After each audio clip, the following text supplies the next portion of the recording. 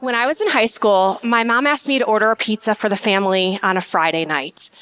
I looked up the phone number in the phone book and promptly handed the phone to my older brother to place the call. I was too shy to talk to a stranger.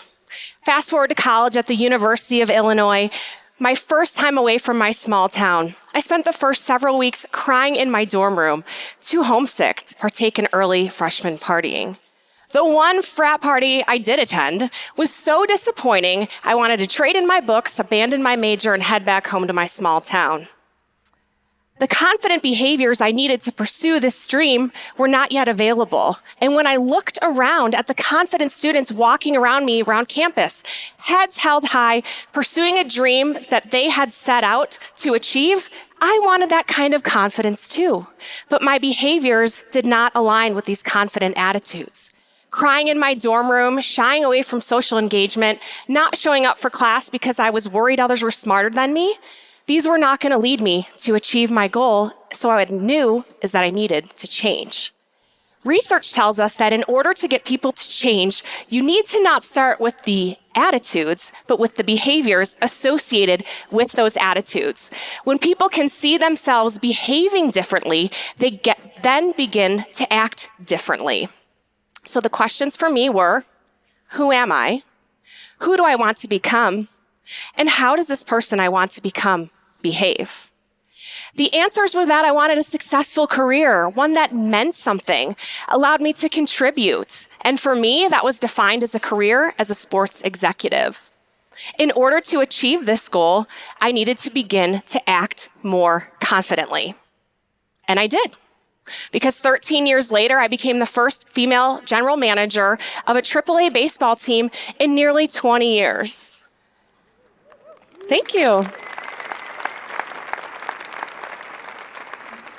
I also went on to host the Leadership is Female podcast, where I've interviewed over 90 female executives in sports, an industry that's over 80% male at management level and above. And time after time, these women have told me that the number one skill they've improved in order to earn their spot at the top of the sports industry is confidence. They, like me, did not possess this confidence necessary to increase their level in their career from the get-go. They had to work on the behaviors associated with this attitude in order to propel their career forward. So I'm here today to share with you 6 behaviors you can start today to increase your confidence. Why is it important to increase our confidence? Well, think of this. How would you behave, or what could you achieve if you were 10 times more confident? Number 1, count yourself in. I spoke with a woman about her first time doing sideline reporting at a nationally televised basketball game.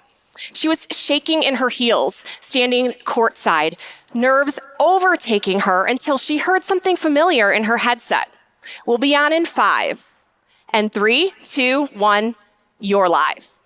And she performed with excellence, the nerves melting away. She's an athlete, a former basketball player, used to performing on the court by the clock. And the tactic remained true. Counting will get you started, and momentum will keep you going.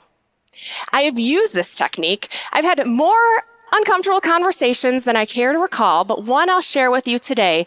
I vividly remember standing on the warning track of the baseball field, 45 minutes before game time, looking at the opposing manager and his team wearing the wrong color uniform. I wanted to turn and run back up to my office and hide, but instead, I faced him head on, and I said in my mind, 3, 2, 1, go. And I started walking towards him. And when I arrived, we had a very uncomfortable conversation about his team wearing the wrong color uniform. Yes, I had to ask these grown men to change their clothes. It was so awkward. But when I asked myself, who am I and how do I behave? The answer was that I'm a person who's not too shy to stand up for what I believe, what is right, and stand up to conflict. Counting got me started, and momentum kept me going. Number 2, what if you only had to be brave for a total of 20 seconds? Give yourself 20 seconds of courage. This behavior helped me enormously when I published my podcast, Leadership is Female, bold title and all, for all the world to see, hear, critique, and have their opinions. I vividly remember sitting on the carpet of my closet floor, holding my computer, looking at the upload button, thinking to myself, does it need any more edits? Should I listen to it one more time? And I told myself, Emily, give yourself 20 seconds of courage. And I hit publish and it was done. And guess what? I kept breathing and the world kept turning and the podcast grew into what it was meant to be, all because of 20 seconds of courage. Number 3, take a seat at the table. Not metaphorically speaking, actually take a seat at the table. I spoke with a woman who represents some of the biggest names in baseball, and she told me a story about taking a seat at the table. She noticed women waiting around the edges of the room, waiting for the seats to be filled. And worse yet, she was doing it too. In order to become the more confident woman that she envisioned herself to be, she needed to go in, sit down, speak her mind, and get the deal done. That started with one simple action, taking a seat at the table. Number 4, cheer for other people's success. They say that women will pull up the ladder behind them. What if you didn't? What if you extended a hand back to lead her forward? What if you celebrated the success of a colleague rather than feeling sorry for yourself that it was not you accepting the accolades? Confident people celebrate the success of others rather than feeling threatened. Think of this great quote from Amy Poehler. Good for her, not for me. It turns that pit in your stomach of, oh, she did that and I'm still here into, yes, good for her, not for me. This is her celebration, not mine. And when my time comes, isn't it going to be great to have the support of so many people around me? Wins are so much better celebrated together. Join in, cheer someone else on.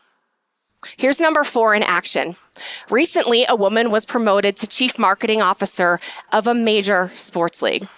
The offer to interview and ultimately land the job came after her public celebration and sincere congratulatory outreach to the newly named female league president. Confident people support those around them. Cheer for someone else's success. Number 5.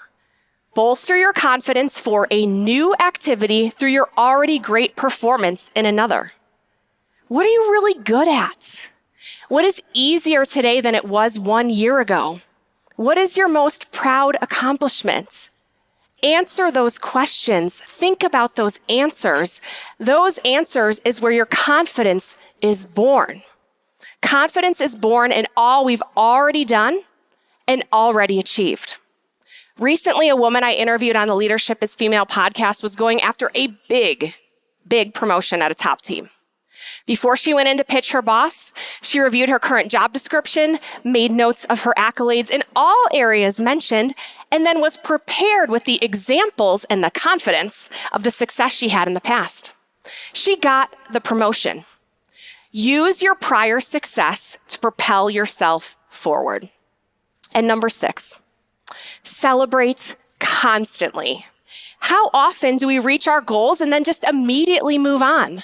When we do this, the recollection of that success is diminished. How can we confidently move forward if we can't remember what we achieved, or worse yet, link that accomplishment to stress?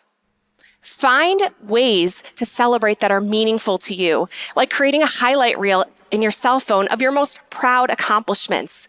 Take your team out for celebratory drinks when you close the big deal. Buy yourself a massage, or maybe order a pizza when you reach your personal goals. It doesn't matter how you celebrate, it matters that you do. This will create a marker in your brain to rewire and reinforce the behaviors that led to the success in the first place.